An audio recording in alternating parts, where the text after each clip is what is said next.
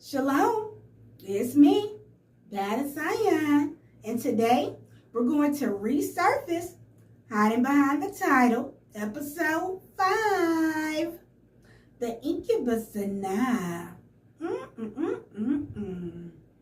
The story of a falling witch. Not just any witch, but a Torah-only witch, better known as Leandra. Leandra, please come to the stage, okay? Because you need deliverance by Yahweh or an execution. Y4T, count me in.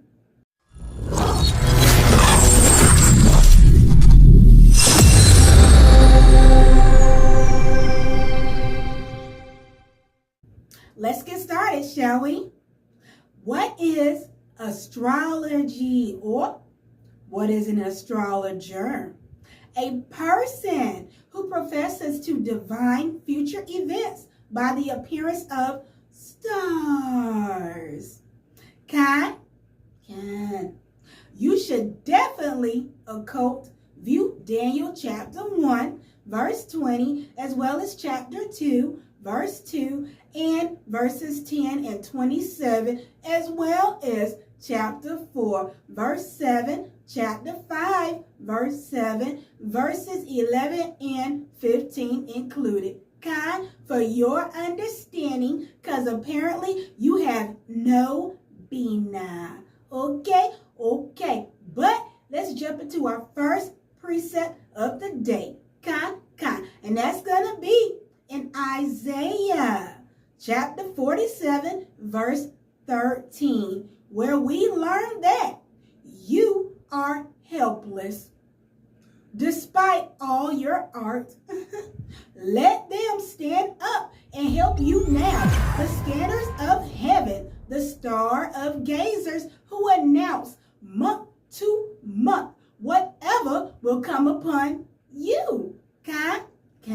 So in this passage of Isaiah, he is being very, very, very direct. If you are going through anything that you can't control, aren't you supposed to call out to those same so-called powers that you pray to and worship to help you from the disaster that strikes you?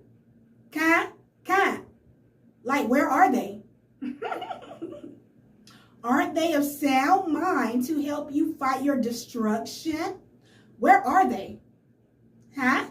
Oh, can't you call them now to help this hide behind the titles stop coming out? Where are they? Oh, okay. There's no power there. Because why? This is still airing. Okay, let's continue. Furthermore, in Isaiah 43, verse 11, a few chapters before the one I just read, okay, it also states, Anoki, Yahweh, Wayin Mitba'ade Moashia, which in English states for you, even I am Yahweh, and besides me, there is no Savior. Okay, so those same things that you are praying to, the same things that you are talking to, the dead ruachs, they can't save you from Yahweh. But let's continue. What is a wizard? A knowing one, which is a term applied to both the sorcerer and the ruach by which he conjures. In Leviticus 19, verse 31, from your Torah, you shall not turn to ghosts, and do not inquire of familiar ruachs to be defiled by them. I, Yahweh, am your Elohim God. So, Akat, once you turn to these worthless things now, looking for guidance, that means you have made them your God. To include, now they will dwell inside your temple. okay, which will make you defiled. And now, since that has happened, Yahweh cannot dwell in you. Okay? Okay. Because as we know in Genesis chapter 1, verse 3 through 4, it also states, "And the Elohim said, let there be light, and there was light. And the Elohim saw the light that it was good. And the Elohim, Yahweh, divided the light from the darkness." This is the first spiritual principle of separation of Cody.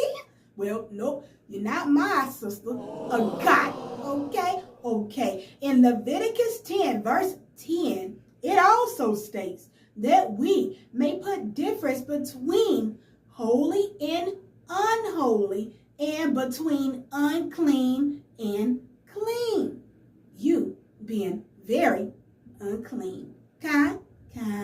This reinforces that Yahweh's order is based on separation. Separating things that are set apart to Yah, such as the light, should not be mingling with things that defile, such as darkness, which means you. Okay? Okay. But let's continue into Deuteronomy chapter 7, verse 26, from the Torah, the same Torah that you don't follow. "Neither shall you bring an abomination into your house. Lest thou be a cursed thing like it." Ooh, I bet you wonder what I'm talking about. But let's continue. "But thou shalt utterly detest it, and thou shalt utterly abhor it, for it is a cursed thing." Yah said, what? Let me read that one more time, occult. "Neither shall you bring an abomination," oh my goodness, "into your house. Lest thou be a cursed thing like it."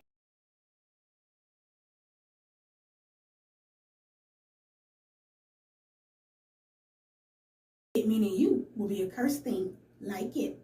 "But thou shalt utterly detest it, and thou shalt utterly abhor it. Whoa, for it is a cursed thing." Oh my goodness. Now, why did I read that 2 times, do you ask, occult Leandra? I read it for this reason. Now, we're going to view a clip of you as a Torah-only Israelite, dabbling in sorcery. Oh, such as tarot reading. You know them cards you like to play with? Okay. And we will continue this broadcast after we watch your video. Let's go. Grand prosperous rising, gods and goddesses. Grand prosperous rising. All praises to the Most High. What are we doing today? We are doing some affirmations, some mantras, some oracle healing, and maybe a card to see what the cosmos have to say. Like I say, you know, we are not the universe, we are not the all, but we are the cosmos, right? You know? All right. Most High, I ask you to protect me. Surround me with your white light in the collective, and no negative energy can penetrate that white light. Have our ancestors of the highest white light guide our steps. Most High, I ask you to touch my mind and my tongue with discernment and the spirit of wisdom. All praises to the Most High. What is it that the collective need to know today?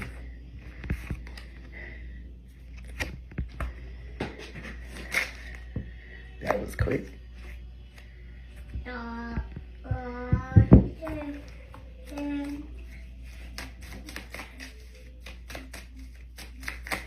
So we have, that's a lot. So we have, I am worthy of success, right? And we have, believe there is good in the world.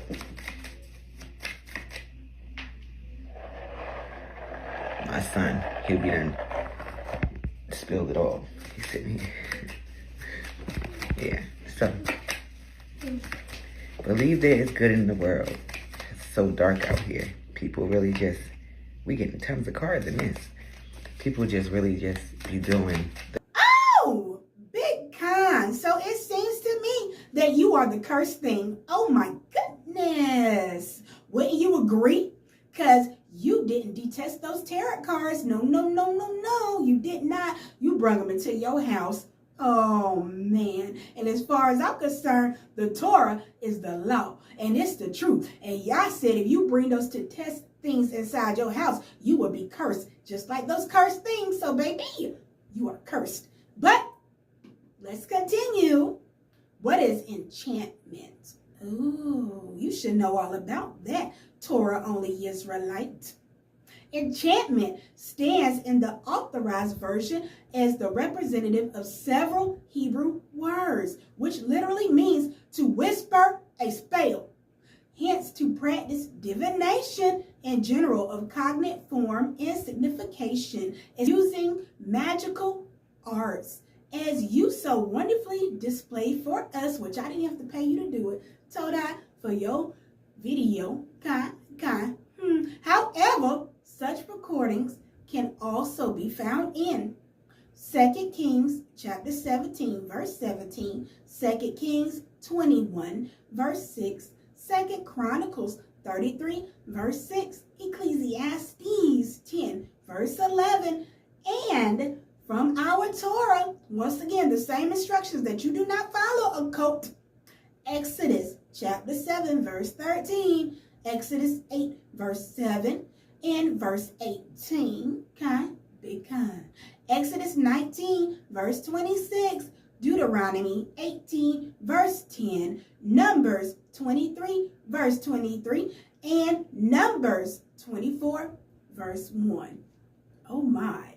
Yet, once everyone in their Ima within the Torah community can see that the curse Yah has upon you is you dabbling in sorcery.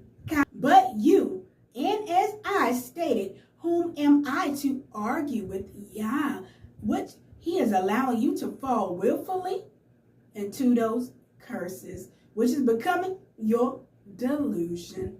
Ooh, derision. Okay. However, furthermore, an enchanter is one who casts spells, or one who consults with ghosts, or familiar ruachs, or one who inquires of the dead. Let me drink some water. Because, baby, the dead. That's a problem. That's a problem. You got an answer for that one, love. But let's continue. And the Abba, Yahweh, himself said, let not one be found among you. Now, Okoti, even though you're not in close range with me, you, my dear, are still a lost soul, within the community of the Torah-only Israelites, It's a law that you must be pointed out, okay, so that all my fellow ox and the cots can be warned and not mingle with your dusty behind. Okay, because your ruach is full of incubus dust. Because you like to sleep with the evil ones. And you like to practice sorcery, which makes you a whole witch, Zanah. Okay, so as in 1 Samuel chapter 28, we see that King Saul was desperate for answers before the battle with the Philistines, and he sought out mediums and endured. He asked her to rise up the prophet Samuel, who was dead. Right? Okay. Same thing you be doing over there with tarot cards. So Samuel said to Saul, why do you disturb me? And why do you ask me, what should you do when Yahweh has turned away from you and become your adversary? Now, you know it's a whole shame when Yahweh becomes your adversary, the same one that created you. If the creator don't want nothing to do with you, baby, you lost. You was lost. You walking into hell, Sheol. I'm not going to sugarcoat it for you. No, won't do that. Now, You can also look at verse 19 of Samuel, and he tells Saul this. Lean in a little closer, Colt, because this is where it gets good. You gonna want to hear this? Come on, lean in. You ready? All right. Samuel, the dead spirit, tells Saul this. Tomorrow, you and your sons will be with me, which is dead. Oh, baby, you mean you ain't breathing? He meant you ain't breathing. You dead. Just like him. Now, a Colt, riddle me this. Y'all know I love riddles, y'all Sherelle. Now, kids, they typically follow behind their parents, right? Right. So if they see their parents doing things over a certain amount of time, extended amount of time, and not be correcting this stuff, especially at their young ages, they tend to pick up those same habits, those bad habits, Now, as far as I can tell, don't your daggone profile picture have children on it, and that means you got kids, Okay, so don't let that go over your head, just like you let that Torah go over your head, okay? Anywho, for the moral of this video of Coty is this. You're an abomination. Okay, you and your friend, Angelia, whatever, awkward. Y'all is an abomination. Oh, the same friend that left you high and dry. Girl, you better pick some new friends, okay, that's willing to struggle with you in your struggle of trying to convince other Torah-only Israelites that we should play with stones. She left you high and dry on that post, okay? And if you forgot the post I'm talking about, here it is. Now, I do pray that Yah's wrath be upon you, Zanah.